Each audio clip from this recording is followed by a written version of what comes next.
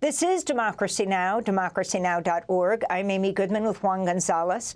We turn now to an often forgotten group of people caught in the middle of the war in Iran and the closure of the Strait of Hormuz. Over 20,000 seafarers who've been stranded on ships that haven't been allowed to pass through the strait for over 2 months.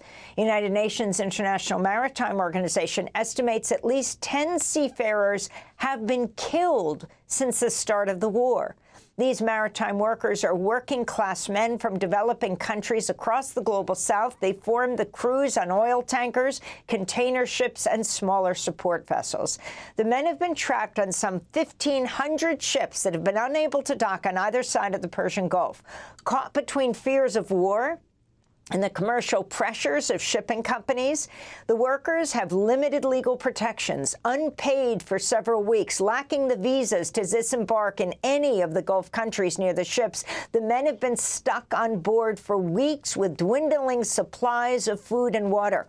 Most of them had to take out sizable loans to pay middlemen to get these seafaring jobs. Now they've been stranded in a war zone with almost no money to show for it. A few hundred men have been repatriated off the ships. Here's a man who just landed back in India after an arduous journey through Iraq, Armenia, and Dubai. We did not have internet, and there was no way to communicate with our families back home. We were quite tense, and our relatives also were under a lot of duress back home. Subsequently, even getting food became difficult. Around 200 people, Indians, are still stranded there. We're joined now by two guests. Manoj Yadav is General Secretary, Forward Seamen's Union of India, joining us from Mumbai. And Mohamed Arrachedi is the network coordinator for the Arab world and Iran at the International Transport Workers Federation. He's joining us from Bilbao, the Basque region of Spain. We welcome you both to Democracy Now! Mohamed, let's begin with you. We're talking about, what, 20,000 seafarers? What happens to them now? For the invitation. Well, there are more than 20,000 seafarers stranded. They are in a total they have a deep feeling of lack of protection.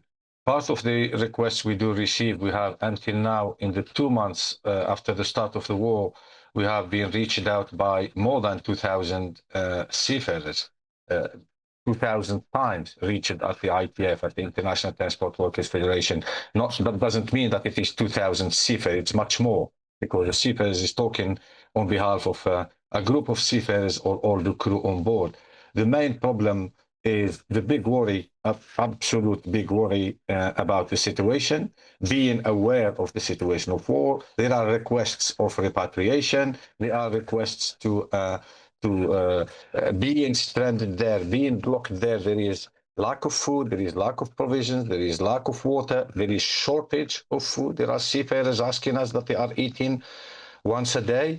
And of course, there is the other problems to which these seafarers, men and women, are exposed, have not disappeared with the war. So we have still cases of abandonment in the region, abandonment as defined by the Maritime Labour Convention. Seafarers who have not been paid for 8 months, not paid for 5 months, not paid for 11 months. These are all cases that are happening there. So for us, these are just not numbers.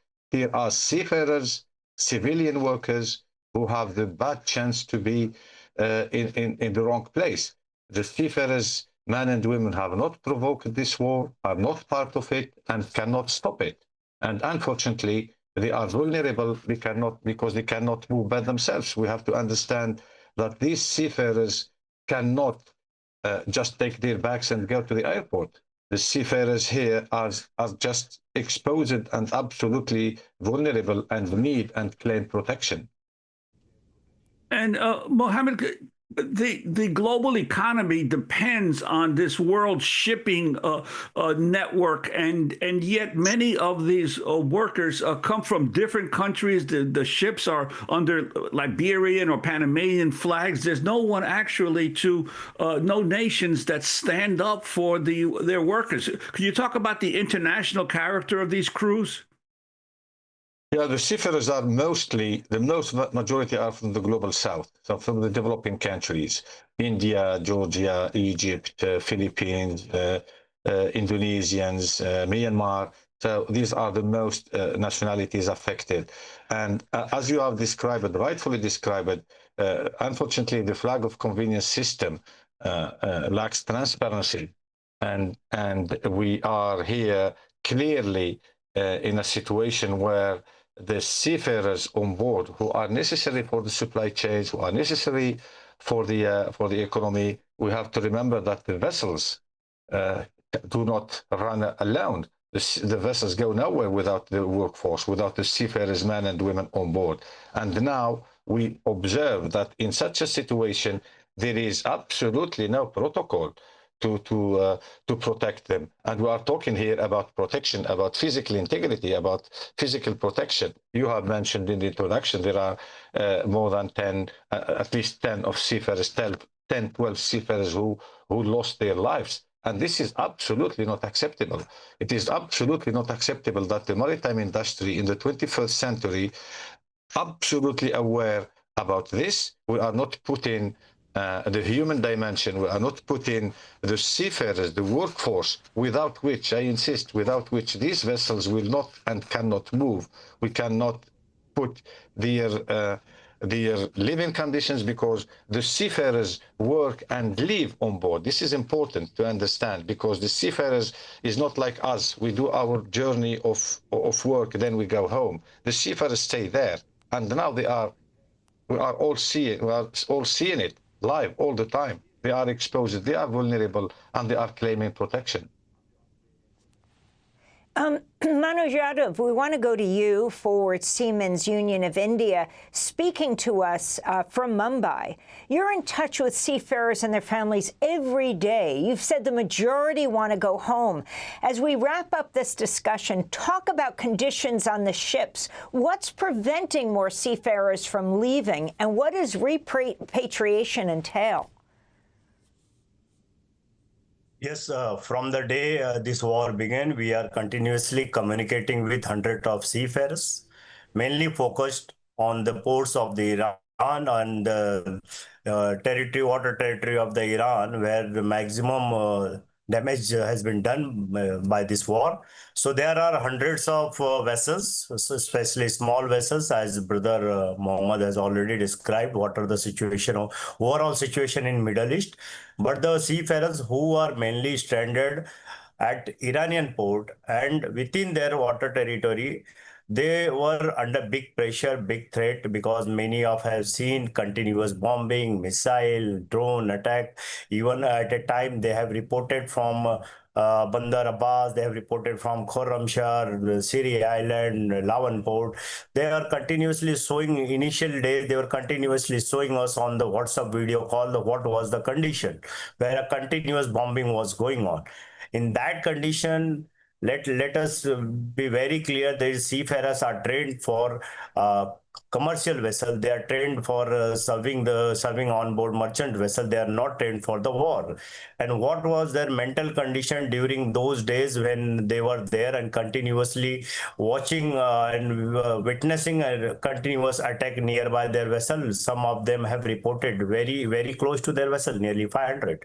So we have continuously raising the alarm, flagging the issue. Even the family members who initially after mid of March, when many seafarers lost the communication with their family due to shortage of internet facility, that was the biggest issue with the family members when they were not able to communicate.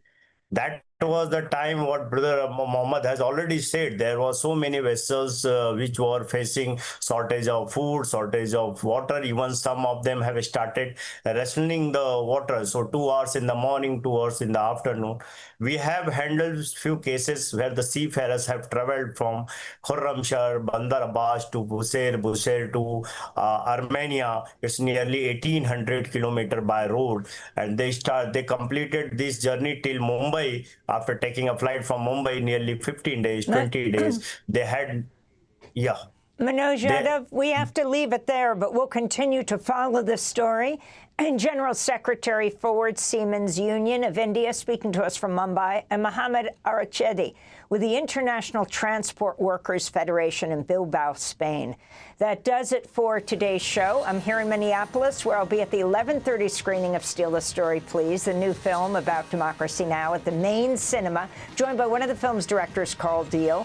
Then on to Chicago. I'll be at the Music Box Theater tonight, and on Saturday after the 2:30 and 6 p.m. screenings, joined by directors Carl Deal and Tia Lesson, and tomorrow night with Juan Gonzalez as well. On Sunday at the historic Oriental Theater in Milwaukee. Steal the Story, Please tour continues through May. Go to democracynow.org.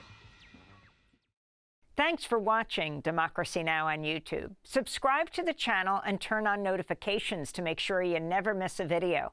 And for more of our audience-supported journalism, go to democracynow.org, where you can download our news app, sign up for our newsletter, subscribe to the daily podcast, and so much more.